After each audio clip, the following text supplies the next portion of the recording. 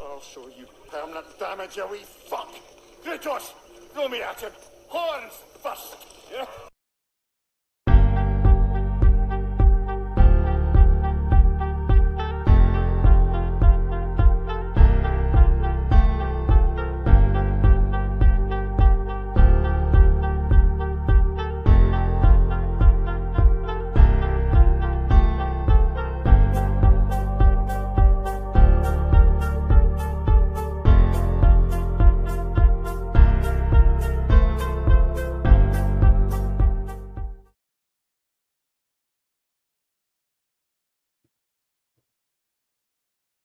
Welcome back, everyone.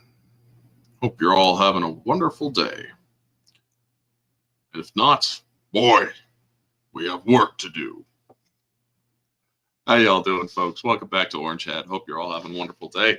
So, we're going to be talking for the month of February for the theme stream. We are going to be talking my favorite video game storylines. And God of War, the series, not just the two Norse ones, but the Greek ones as well, happen to be one of my favorites. And it's not my all-time favorite, but it is one of my favorites. And I do want to take some time to talk about it, give my thoughts on it, give you some of my takes on different things. Now, I am aware that these are not accurate at all when it comes to Greek mythology. There is some that is actually correct and some that isn't.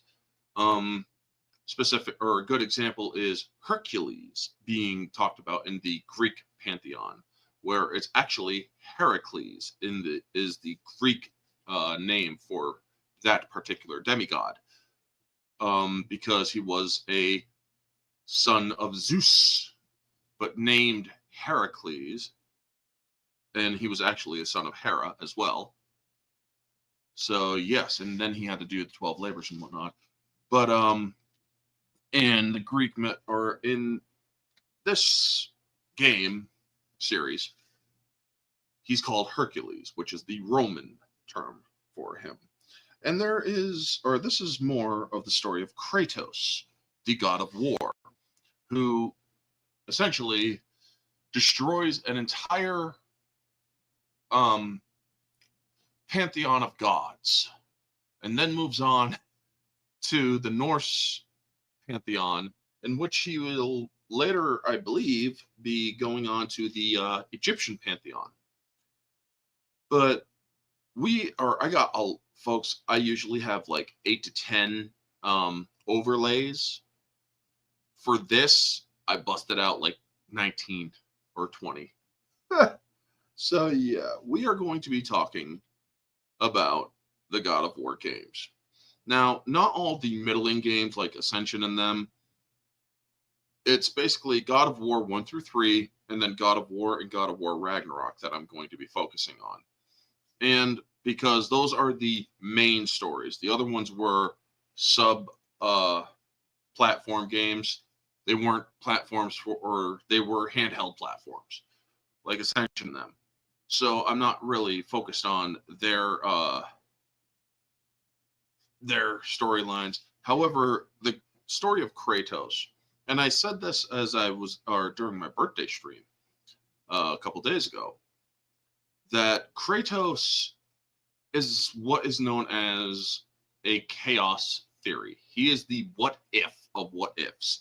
This is a god that essentially is somebody throwing a major cog or a major wrench in the machine that completely just destroys it.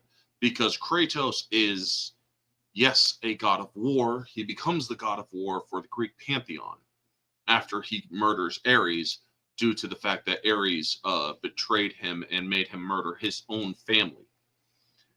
However, his lust for battle and vengeance caused him to be punished by the gods of the Greek pantheon, and then he was saved by the Titans, Gaia and them, so that he would give or bring vengeance upon the gods.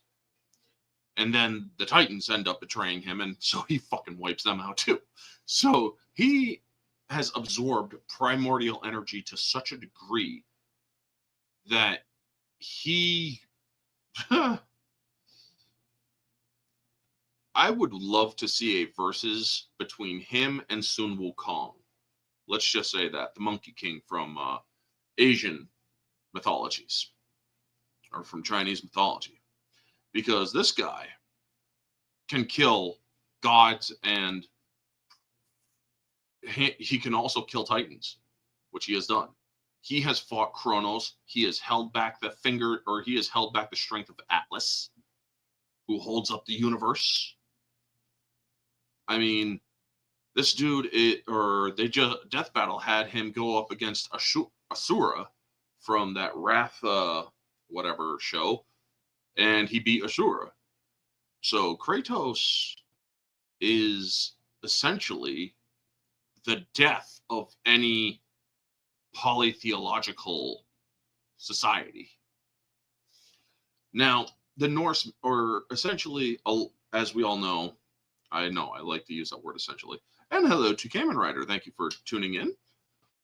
I am live on X, by the way, folks, if you want to watch me there too.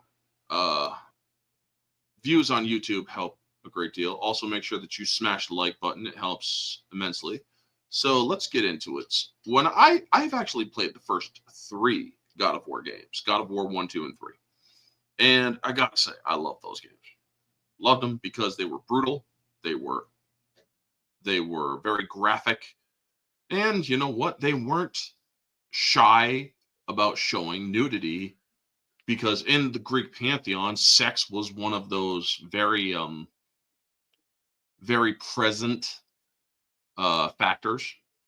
In fact, most of the Greek pantheon was highly incestuous, if you really want to know.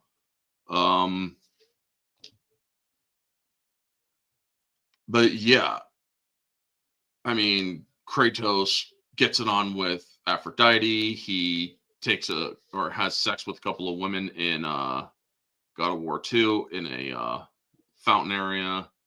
He has sex with 2 women on a boat. I mean, folks, they don't skimp on the nudity either. They show the women and whatnot. They don't show the outright deeds being happened. They actually pan away, and then you got to press the buttons to basically make sure that Kratos gets off.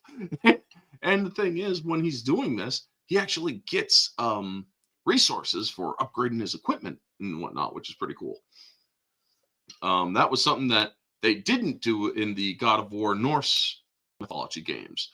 They actually took out the sexual element and changed the story up, because Kratos was basically more mature and he was no longer in a realm in which fucking was much more of a shall we say,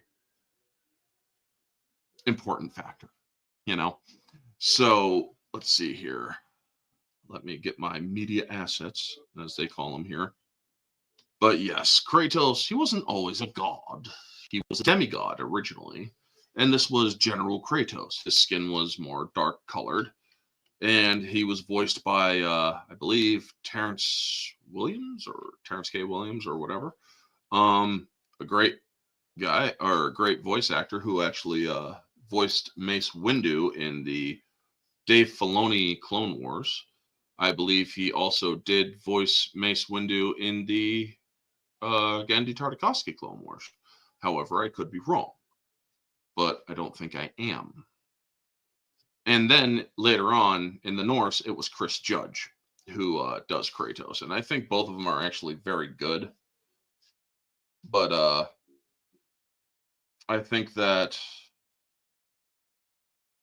if I do like it, I like Chris Judge's a little bit better.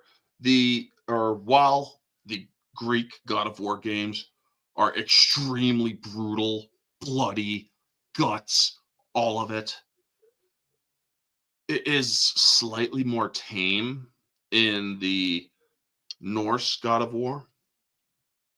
And a lot of people don't, or there's a lot of people who actually complained about it. And you know what? I understand completely. By the way, folks, if you see my hands up like this, it's because I have my cane. It's because, well, Kratos has matured. He doesn't want to be that god anymore. He has a son. He had a wife in the Norse mythology. He also had a wife and daughter in the Greek mythology. Uh, his wife and daughter were murdered, unfortunately, by him in a temple of Athena when Ares tricked him into slaying his kids or his family. And then a sorceress basically took their ashes and affixed them to his skin. And therefore, he would forever live with the reminder of his greatest sin. And was also forever known as the Ghost of Sparta. And this is what he became with the Blades of Chaos. Now, here's the thing that actually lends credence to my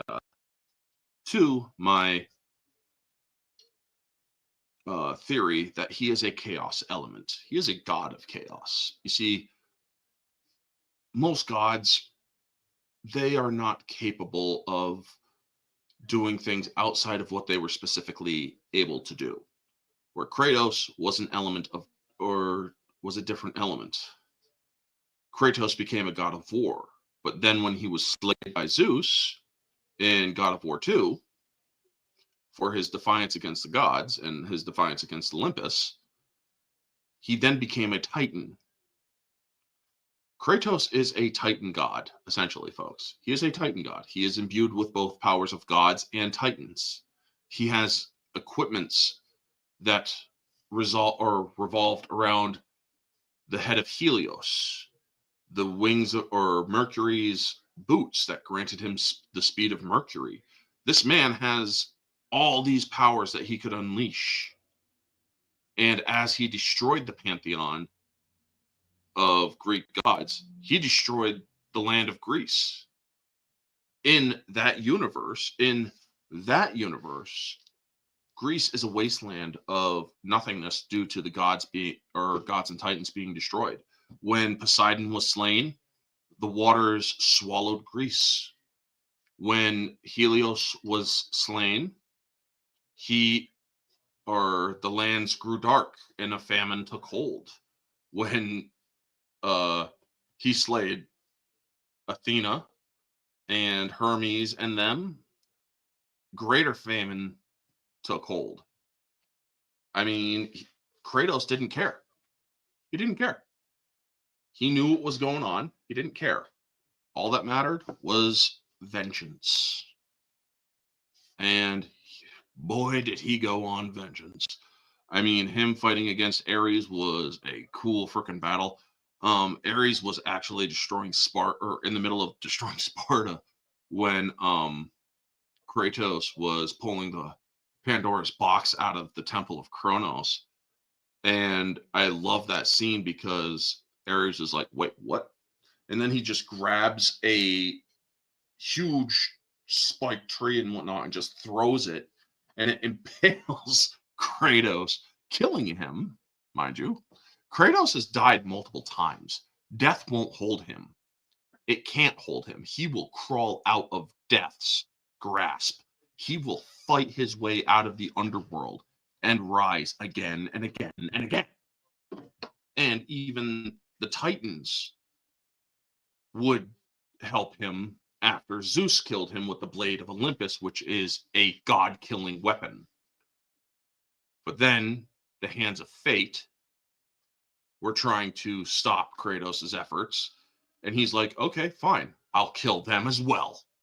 I will go to the temples of the fates and I will rewrite my own destiny. Well, Clotho, Lachesis, and I can't remember the other one, they tried stopping him. He told them, don't get in my way. Well, he tried. That's the thing about Kratos. For some of them, he warned them. He's like, I don't want to fight you. Just get out of my way. Let me go about my business. They wouldn't listen. And so, well, he had no choice. He wanted to end this cycle of madness that his father, Zeus, put him on. And so, yeah, he killed the Fates. And then he went after Zeus. Athena was his only real ally. However, he tried pushing him off of that path. But, well, she ended up getting killed.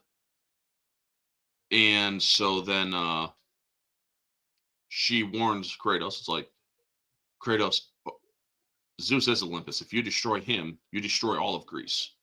And he's like, if they will deny me my vengeance, then they will all die. I don't care. I don't care. That's the thing about Kratos. He doesn't care. And that is what is such an intriguing thing. Everybody's like, Kratos is a hero. No, Kratos is an absolute fucking villain in those games. You are playing the role of a villain who is taking vengeance upon gods who treated him unjustly. Yes, very much unjustly. I mean, Athena tricked him into doing her dirty work and stopping Ares. And he's like, you said you would allow me to see my family again. And she said she tricked him with wordplay and manipulations. So yeah, she even granted him or took the Blades of Chaos and gave him the Blades of Olympus. Now that's the thing about the Blades of Chaos and the Blades of Athena, rather, not Blades of Olympus, but the Blades of Athena. Athena became a primordial. After she died, she somehow ascended to a primordial state, which made her even more powerful and also put her on the path to destroying the gods of Olympus. She then aided Kratos, but however, he stuck with Kratos for the longest time, sometimes in his head. And I love the line from the Norse games, I am your monster no longer. Because she would always stick with him and whatnot, saying, you are a monster. And she would be in his head, essentially teasing him and provoking him. And this is him going up against Zeus. I mean, that, or the end of God of War 3, where you are basically beating Zeus bloody, even though the screen is black, and or not black, but red, because Zeus's blood has spurted all over your face to the point you can't even see what's going on. But Zeus is very much dead. And you just keep on going until the game basically stops you. I thought it was a great moment, and this is Kratos with the Blades of Athena, not the Blades of Chaos, but the Blades of Athena. And a lot of people say, well, the Chaos or the Blades of Chaos are in the God of War game for the Norse. That's what they're called. They're actually the Blades of Athena, because he nothing. Let's see what some of the chat is saying. Imagine if we got a live action God of War movie or what will it be done justice? I mean, they're trying to do a God of War series. Terrence, not Williams, Terrence Carson. Thank you, Christian, for correcting that. They're doing a God of War series on Amazon. I don't know how it's going. I don't even know who they have as Kratos. All I know is that they're trying their best. Corey Burton, yep, voices Zeus, also voices Count Dooku, yep, Ascension, Chains of Olympus, and Ghost of Sparta were underrated. Yes, they are, but I'm sticking with the main story. Sorry, I'm late. Ben, bacon with mom. Hey, that's okay, Vanya. Good to see you, man. Also, folks, after I'm done this stream, you can check out my my video about Rachel Zegler. I have a video out that I released just before the stream about that, or about Rachel Zegler and how she is cautionary tale to Hollywood. But getting back to this, I mean, when it came to the stories of the PS2, PS3 games, I enjoyed them because of the gratuitous violence. Obviously, who doesn't like relieving their stress with a good violent video game? You know, I mean, if you're getting bullied at school, how best a way to take out your frustrations so you don't become a monster in real life. But yeah, I enjoyed those games. I or I watched the 18-hour to 20-hour to 22 hours. There is literally a 32-hour version or playthrough of, I believe, God of War Ragnarok on YouTube that a person can watch if they. I mean, I spent the last week and a half watching God of War and God of War Ragnarok to reacquaint myself with the story. Also, I made sure that they were the long plays because I like seeing the side quests done as well. And because it adds more to the lore and how powerful Kratos is. Um, One of the things that I like about about the newer games, which Kratos is now in Norway, or the Norwegian and the Norn mythology or Norse mythology. Yes, he also has his son Atreus, Loki, who is younger in the first game than this. This is him in Ragnarok. But I like in the first game where they come across Jormungandr. And a lot of people were wondering why Thor didn't heal in the second game. Where Kratos hit him with the axe in the side of his stomach, and he never really healed. And in the first game, Jormungandr puts Aether venom or imbues the axe with Aether venom. Now, the Aether is a venom that is dangerous to the Aesir gods, from what I understand of my own readings. Momoa for Kratos. Yeah, I mean, possibly, I guess, sure. I really cannot stand that man much.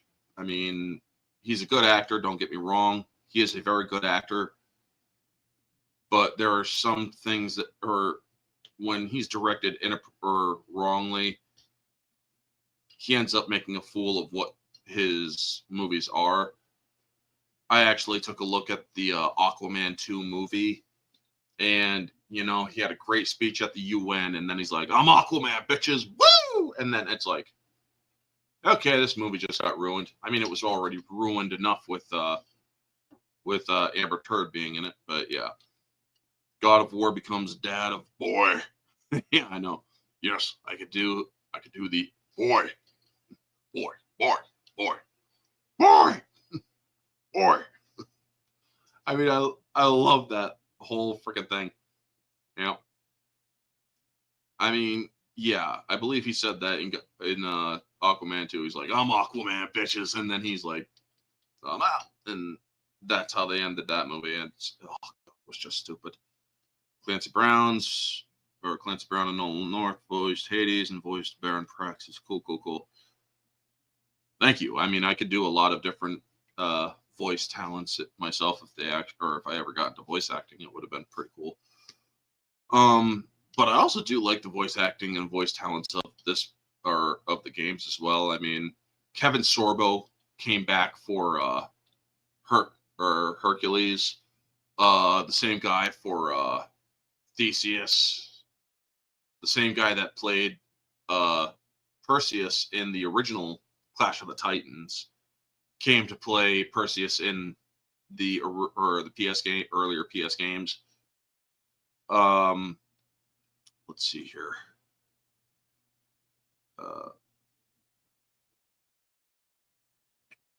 This character, where is it? Mimir, yeah. Mimir is one of my favorite characters. I mean, if I could like get like a prop head of Mimir, I would. I so fucking would. And I would hang that up behind me so you all could see Mimir's head, And these two, Brock and Sindri. Well, Sindri and Brock from left to right, but Brock is on the right.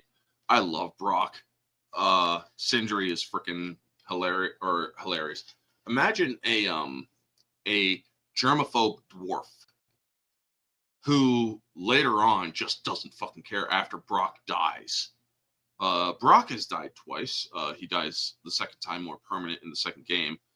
Then you also have Tyr, or rather this is a fake tear. It was actually Odin, played by Richard Schiff. Athena, when she dies, she ascends to this kind of thing, where she is a primordial being. And yes, she's seen in the first God of War game. Michael Clark Duncan voiced Atlas in 2. He was replaced by Fred Tedesior in Chains of Olympus. Yeah. And but yeah, the God of War games in Norse mythology, they were tamed down a bit, because when you're splitting Draugr and whatnot, yes, they're just as brutal, but you don't see blood and guts like in the first games or in the Greek games. I mean, sure, you see a little blood here and a blood there and whatnot. Yeah, sure, absolutely, you get blood, but you're not seeing guts and entrails and shit like in the first games, you know? Now, folks, one of the things that when I saw the second game play through, there's this rift in Odin's chambers, and there's this mask that that they had to create, or that they had to find pieces of.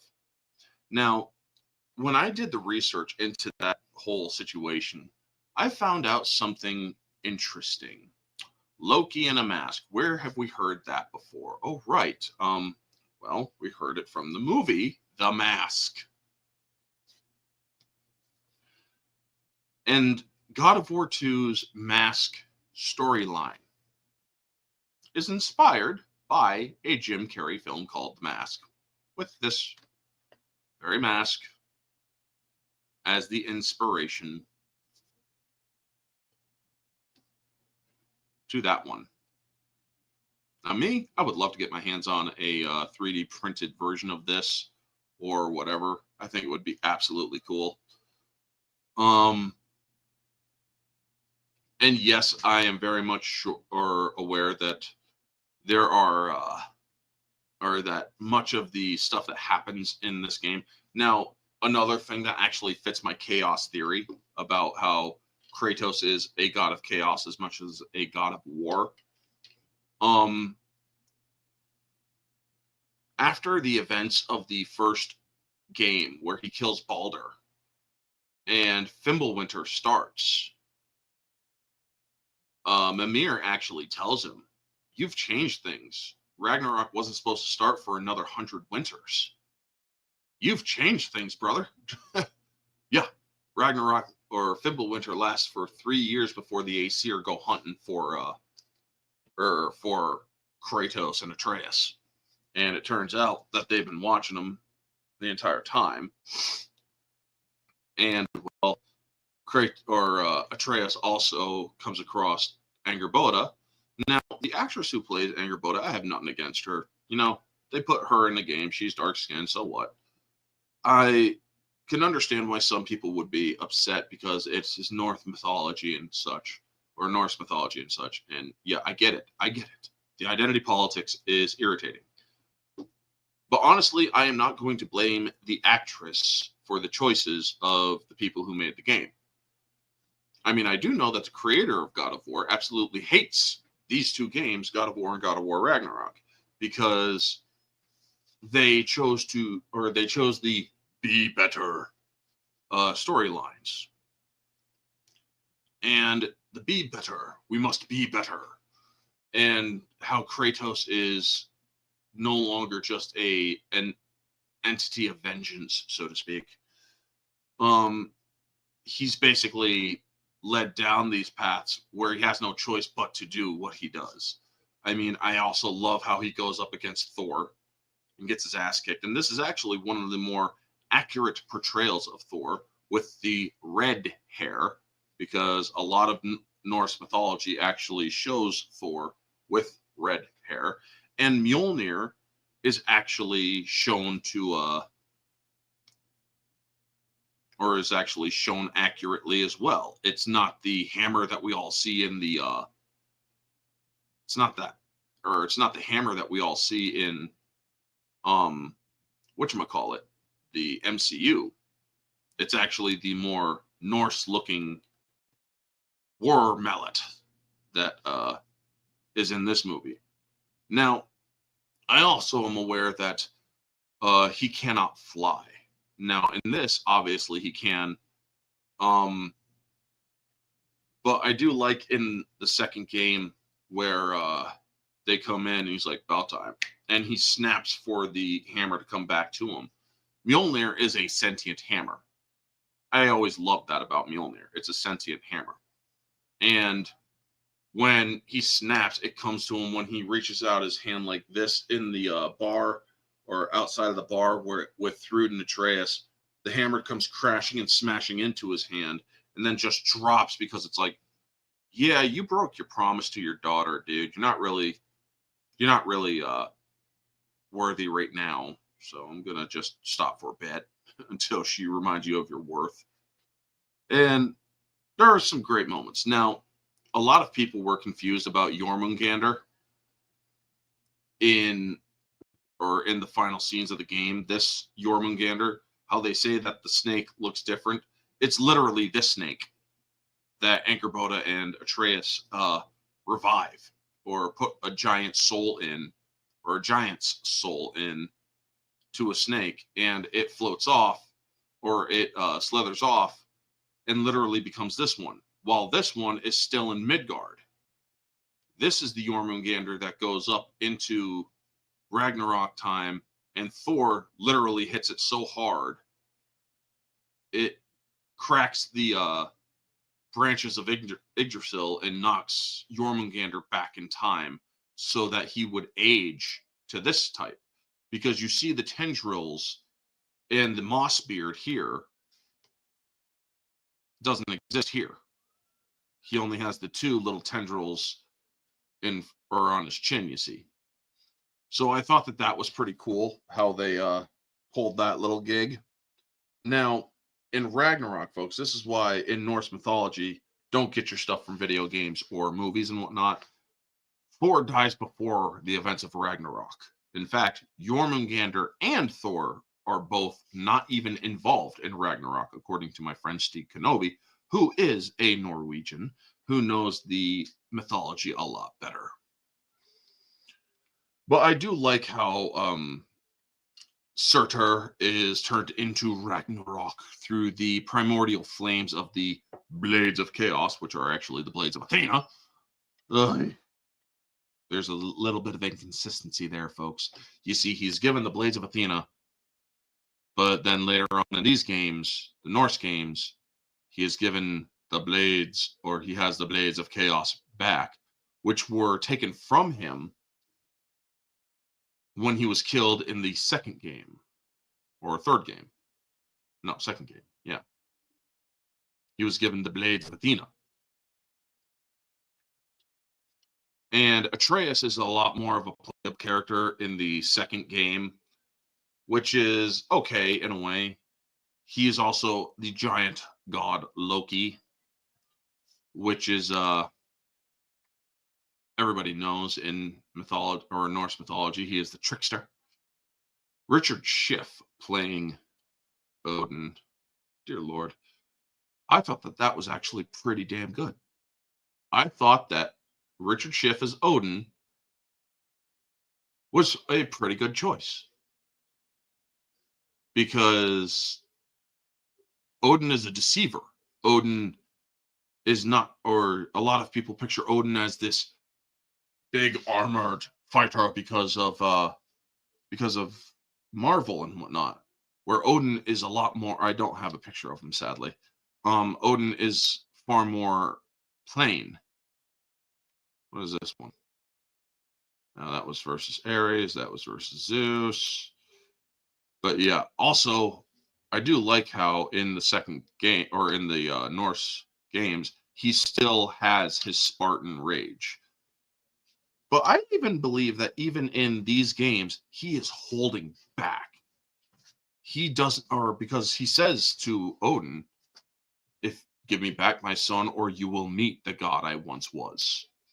You don't want to meet the god I once was. I don't want to bring him back, but so help me, if you hurt my son, I will. I mean, they go to such lengths to stop Heimdall, because Heimdall can see everything you're doing. He knows your whole, or he can read your intent. He is the Aesir of omniscience. He is the great watcher and the holder of Gjallarhorn, and the bringer, or which is the bringer of Ragnarok. Now, I like in the fight where it's in the story where they have to use Draupnir and also create a spear, Draupnir spear. Now, that's not a thing in Norse mythology. Draupnir is simply only a ring that multiplies endlessly, which is a symbol of plenty, which is a symbol of wealth and plenty. And I like the little nuggets here and there. Yes, it's not lore accurate. Yes, it's not mythology accurate, but it's due to the fact that a chaos element is there, which is Kratos. Kratos is that chaos element.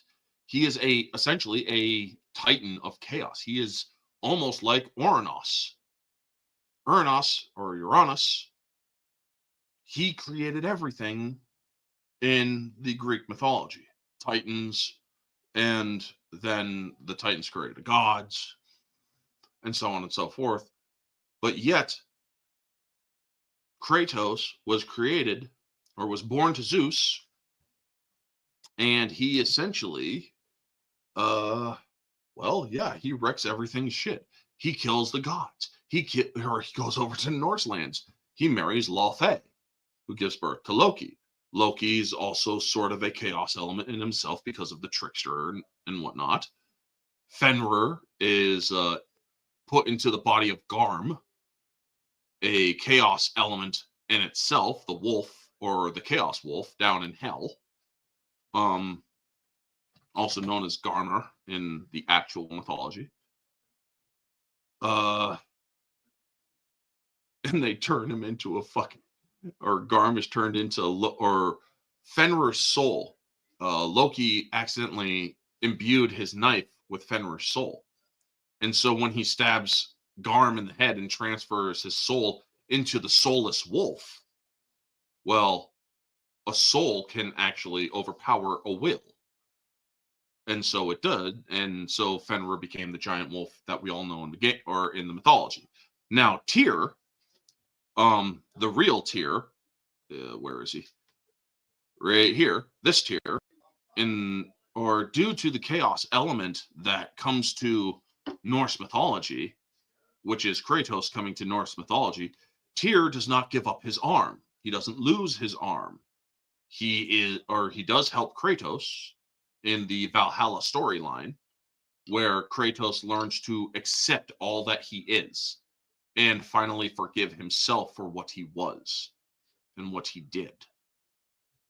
And then he becomes, because at the end of God of War 2, he sees that people will worship him. People will adulate or look at him in adulation. And he fears that. Kratos doesn't want adulation. He just honestly wants to be left alone. And that's the thing about him. That's the thing I love about him. Yes, he understands the sins of his past. And yes, he understands that he has done some horrible shit. He killed his wife and daughter. Yeah. Nearly killed his son Atreus, when Atreus turned himself into a bear. Because, well, yeah, he can turn into animals like a wolf and a bear. He also gives birth. Loki in the real Norse mythology gives birth to Sleipnir, gives birth to Jormungandr. He births an 8-legged horse. He births a world serpent. His daughter is also Hela, or Hel, Hel. Yeah. The games, yes, they are interesting. Yes, they are cool to play and whatnot. I love watching them. The Leviathan axe is not the same, or does not exist in Norse mythology. Mjolnir, however, does. Thrud Thorsdottir is an interesting character, but Mimir takes the cake. Out of all the characters in the game, Mimir is my favorite character because one, I love the damn voice of him. I mean, Neil Duncan does a great voice of Mimir. I mean, as or hello, brother, and it's a Scottish voice, very heavy very heavy Scottish brogue. Uh, I'm hyped for the 20th anniversary of God of War 1, March of this year. Cool, cool, cool. And hello to Landon. And yeah, I mean, I love in the God of War Valhalla sequences when he finally is able to go through all the trials and beat Tyr. I mean, Tyr has all different weapons, Aztec weapons. He has all sorts of different weapons, including a Japanese one. I muted you for spoilers. Sorry. Yes, I am getting into spoilers for Valhalla. So yeah, sorry. He accepts himself, and yes, we see the younger Kratos. But yeah, Tyr doesn't sacrifice his arm because of the chaos element of Kratos. No more spoilers. No more spoilers. Don't worry. But I absolutely love the whole thing because everybody's like, well, it's not lore accurate. It's not story accurate to Norse mythology and whatnot. Well, yeah, you introduced a chaos element into Norse mythology. You introduced a chaos element into Greek mythology. Obviously, there are going to be some differences. I mean, yeah, the gods all didn't die in Greek mythology. They are all supposedly still alive. There's all 6 God of War games getting remastered, rumor for the 20th anniversary. Well, I'm hoping that they do make them that way. I can watch the long play game. Now, the thing that I fear about remastering, especially in today's time, Landon, is that they are going to take out elements that were in the older games, such as the sexual element. The Greek games put in the sexual element because it was more, or Greece and the Grecian mythology was a lot more liberal with their sexuality. And so I do not think that they should edit that out. They should actually keep those elements in, due to the fact that, well, one of those elements, I mean, when Kratos is having sex with Aphrodite, it pisses off Hephaestus to the point where Hephaestus wants to kill Kratos. So yeah, the Nemesis weapons that he has, which Hephaestus creates for him and then tries to kill him afterwards. Yeah, I think that they need to keep some of the sexual element in there, due to the fact that, well, it is in the story, Now, I'm not a person who needs to see sex and all this and that and whatnot. But if sex is essential to the element of the story, such as Kratos having sex with Aphrodite, you don't have to show the act of it happening. You just need to pan off screen and do it like they did in the earlier games, But that's what I fear they will do, because they like to desexualize games nowadays, which I think is a massive mistake. I mean, there was that whole Gooner Gate or whatever stuff was going on over a butt jiggle or a jiggly butt in a video game. And I'm thinking to myself, why are you all so fucking butthurt over a butt having a little jiggle to it? I mean, what do you want everybody to have flat ass? I mean, seriously, it just people get ridiculously butthurt over some of the dumbest things. If the rumor comes true, would you want, or do all Greek game remasters to have God of War 3 graphics? I would want all of them to have the God of War 3 graphics. Yeah, I would want I would want all of them to have the God of War graphics that are of the current Ragnarok and whatnot, but with with those older storylines. I believe that the graphics should be updated, sure, but I want the game updated, not the story change. I don't want the story changed if they update it, because if you're updating it, you don't need to change the story, just update the graphics. And then you will get so many people like, holy crap, they actually showed they cared, You don't have to change the story because, a couple hundred people might be butthurt over a sexual element in a game. And yeah, when I say a couple hundred people, I mean a couple hundred people who create more or multiple accounts to make themselves sound like a few thousand. I mean, the hardcore religious groups out there who are bitching about video games, here's the thing, dude, just don't fucking watch them or don't fucking play them. Now, yes, there is a game out there in which a woman suggestedly is going to have sex with a bear. It's like, well, if I was still a gamer nowadays, I would not buy that game. I find it detestable. I'm not a fan of zoophilia. I'm not a fan of bestiality. Those are kind of disgusting things, and I'm glad that the world has made that shit illegal the world over. But yeah, I can't remember. I think it's like Baldur's Gate something. I think that's it. But it's absolutely ridiculous that a woman is gonna get it on with a bear or whatever. Remake is from the ground up. Remaster is just better graphics. Okay, yeah. So yes, if it's just the remaster, fine, awesome, cool, great. But if they are taking out the elements or the sexual elements, that's going to piss off players. Owl Bear Fun Time in Baldur's Gate. Yeah, I'm not a fan of a person or of people having sex with animals. It's illegal for a reason around the world. It's animal abuse. You don't fuck animals. It's disgusting. But when they showed that was a thing at a game or at one of those gaming conventions, and it was teased in the game, it's like, people are applauding this shit.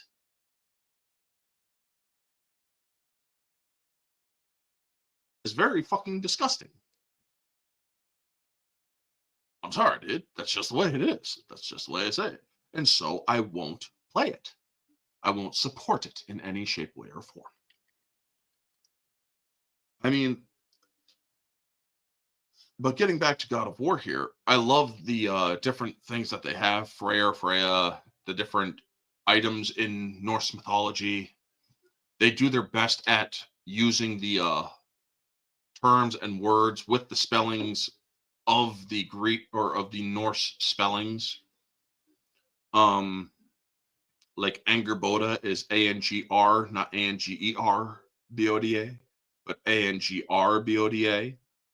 Now, they actually did a new skin updates for characters in the God of War games, like God of War Ragnarok, and they had a white-skinned version of Angerboda. And it was immediately shortly taken down due to the fact that it was racist, which I think was a mistake. I mean, it's like, this is just a skin that people can use if they choose to use it. It doesn't mean that we're being racially insensitive. No, we're doing different skins for everybody. That's the thing about a video game that I'm going to get into later on this month in one of the theme streams in the future, which is the Star Wars Old Republic game. They have multiple skins for the different characters, all the different characters and companions and whatnot. I mean, yes, they went with the DEI bit here, but you know what? I'm not going to hold that against the actress who was exploited to play this character for the simple reasons of they wanted it more diverse. I mean, seriously, why else would they do it? Norse mythology is mostly a very white mythology. Same with Greek. It is mostly olive-skinned mythology. But due to the fact that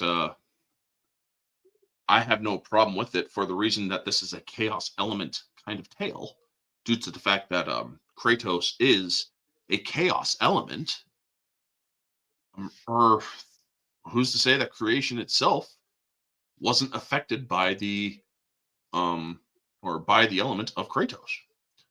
I mean, Kratos is known in the Norse or in the Norse area. I mean, Mimir even, he's like, Zeus, your father was Zeus? Wait a sec.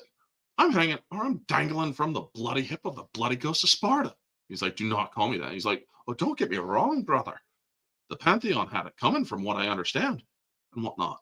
I mean, Mimir explains, he's like, dude, what happened over there? He's curious. He's obviously curious. And that's another thing that I like about Mimir. And it's just such a wonderful tale in these storylines. I really do like the storylines. The Valhalla storyline is a good storyline as well because it shows or gives a good resolution to Kratos. However, if the Valhalla storyline resolves Kratos' character, why are they doing an Egyptian story next? What is going to bring Kratos out of Norse mythology area, out of Norway, and bring him down to Egypt, where he's going to do battle with the gods of Egypt, Set and all of them? It does make one wonder. The thing is, folks, when it comes to all of the Norse, Greek, Egypt, and all of that stuff, you will find so many parallels. I mean, the sun god Ra is sometimes depicted holding a staff. Zeus is sometimes depicted holding a staff or a thunderbolt, which is long or as long as a staff. Odin has Gungnir, the staff and spear. It's quite an interesting thing. All of them are depicted as older men, or in Egyptian mythology, they would be, or it was more animal. But yeah, all of them also have a chaos element as well. Ragnarok is the chaos element. In Norse mythology, Apophis is the chaos element. In Egyptian mythology, in Greek mythology, I cannot remember what the chaos element was. I would actually have to look it up, but they do have a chaos element. I mean, even in some modern religion, such as Christianity, there's a beast down in the bowels of hell. And it's not Satan. Everybody says, oh, it's the mark of the beast or the number of the beast and this and this. No, it's actually, we're talking about something even more chaotic than Satan himself. But if you look into all these things, you look at the parallels, all of these people are essentially worshiping the same religion interpreted differently throughout time. And that's something that I also find fascinating. They all call it the universalism aspect, but you know what? There might be some truth to it. But getting back to God of War, I love this story. I love that they took it to where they did, especially with the Valhalla sequence. I like the ending resolutions to after the events of the main storyline in God of War and God of War Ragnarok. The purifying of the Valkyrie and also the Berserkers and whatnot, so you can get new weapons. The Draupnir spear, I absolutely love that. Or I love the concept of a Draupnir spear, you know? I mean, that is really something that is quite interesting. How do you beat somebody who is able to see your every move? Well, you use a chaos element, such as Kratos, add in another chaos element, which is the Draupnir spear. If you throw down 1,000,000 spears, how is he going to avoid those? Does make one wonder, doesn't it? I mean, that is the wonderful thing. Maybe they will have a stream made to censor nudity while people stream to Twitch extra? Possibly. I mean, here's the thing. If you are playing these games and you want to stream them and they have the nudity and whatnot, good luck. Kratos has already been to Egypt in Fallen God comic. If you read the comics or the God of War comics, I have not read the God of War comics. I'm only a person who has consumed the video elements of the games. I have not played the games, but I do find well, I've played the first 3 games, 1, 2, and 3. I have not played the Norse games. However, I have seen the long play of them. I've watched the long play of them, where they do all the side quests and all are in the main storylines. And a lot of people are like, do you fast forward through any of it? No, because honestly, in or during the battles and whatnot, you hear exposition that is written into these things that have a little bit more stake in the story later on. Like when Kratos and Thor are fighting and they have a clash of the axe and the and Mjolnir, and it freezes the lightning bolt, and he says, this seems or feels familiar. What is it? Doesn't matter. Or what do you mean? Doesn't matter. And then you go to another realm. I think it's Vanaheim or Alfheim, one of the two. Or I think it's Vanaheim. But and then you see that there is another bolt of lightning that was frozen because Faye herself fought against Thor with the very same axe, and their blade and their weapons collided and froze a lightning bolt there as well. The Draupnir spear is basically the arms of Sparta weapon from God of War Ghost of Sparta game. Essentially, possibly, or very much true, because that's the wonderful thing about creating a spear. Kratos loves spears because spears are the weapon of the Spartan army, and he is a Spartan. And that's why having it there, it's beautiful. It's poetry in motion, in my opinion. And one of the things I really loved recently, I saw the Kratos versus Asura death battle. Kratos won that battle. I love it. I mean, honestly, I do want to see Kratos sometime versus Sun Wukong, the Monkey King, because that is going to be an interesting thing, because you have 2 gods that cannot die. Kratos has been killed. Yes, he can be killed, but he will always crawl out of whatever underworld he is sent to. He will always find a way to come back to the land of the living. He's escaped Hades so many times. It's just ridiculous how many times he does it. I have platinum 7 out of 8 of the God of War games. That's how much I love the God of War games. Dude, cool. Awesome.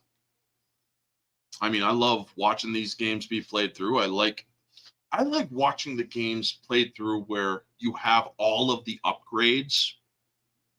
If they do long plays, there's this guy that I have saved to my playlist, The Life of Kratos, where he's got like 22-hour gameplay for Ragnarok.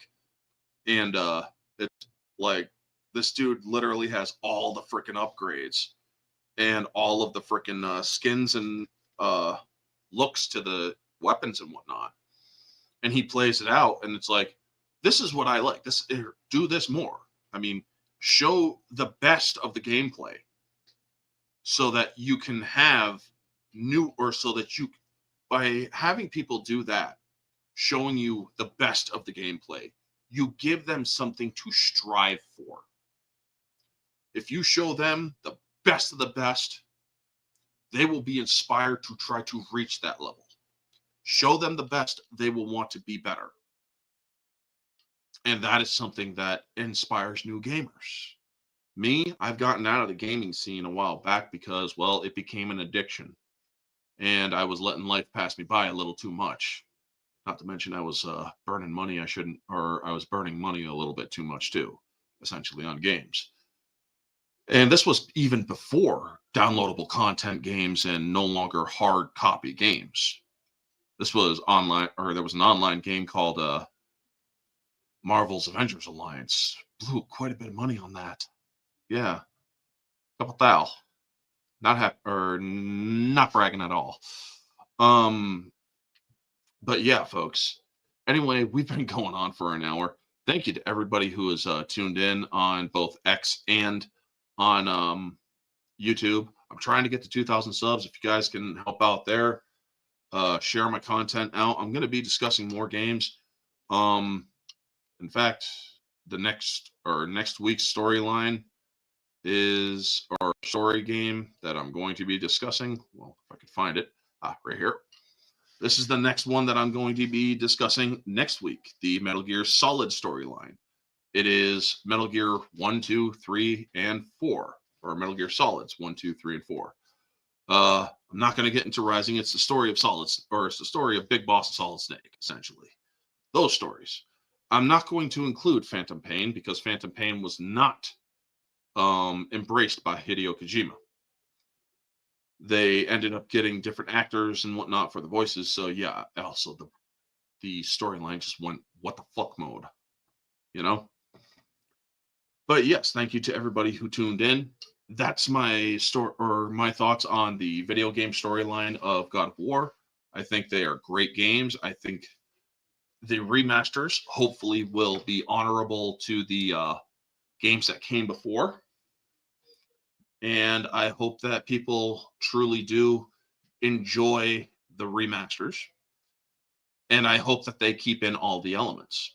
So thank you so much to everybody who tuned in, Landon, Christian, Vanya, and others. Stay tuned for next week. It will be Metal Gear Solid. I will also be discussing other games.